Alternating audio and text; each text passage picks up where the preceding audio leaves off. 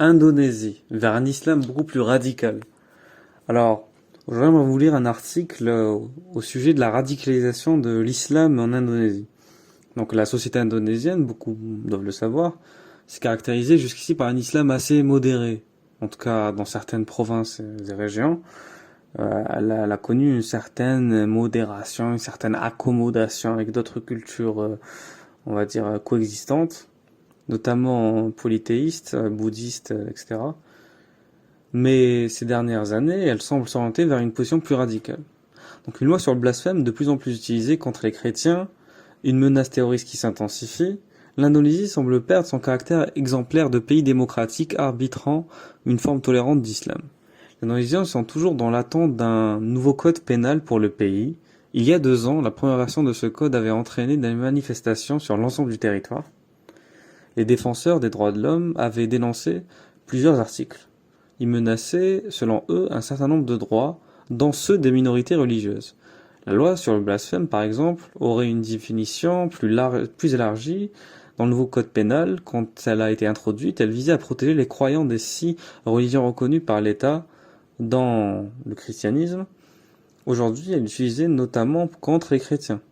Cela a été le cas pour incriminer Basuki Tadjapurnama, dit Ahok, l'ancien gouverneur chrétien de Jakarta, plus récemment le ministre des Affaires religieuses. Yakout Kolik Roumas, qui s'était engagé à éradiquer l'intolérance et à promouvoir la modération religieuse, a lui été également accusé de blasphème. Il a dû se justifier publiquement pour faire taire ses détracteurs.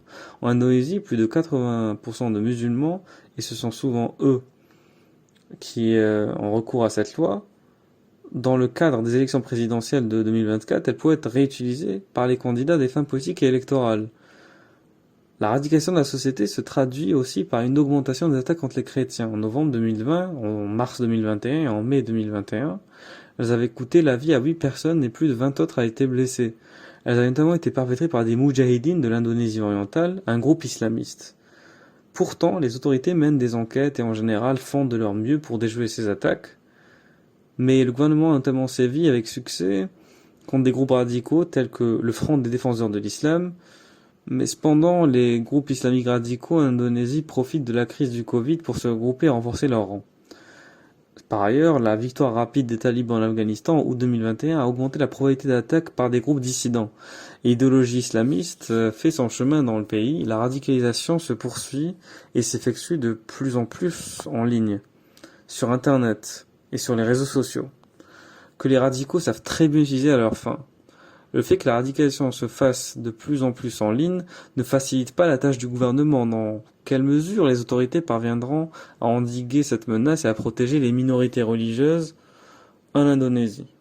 En 2022, selon l'index mondial de persécution des chrétiens, l'Indonésie est passée de la 47e à la 28e place. Merci de m'avoir écouté. Vos avis en commentaire. À bientôt.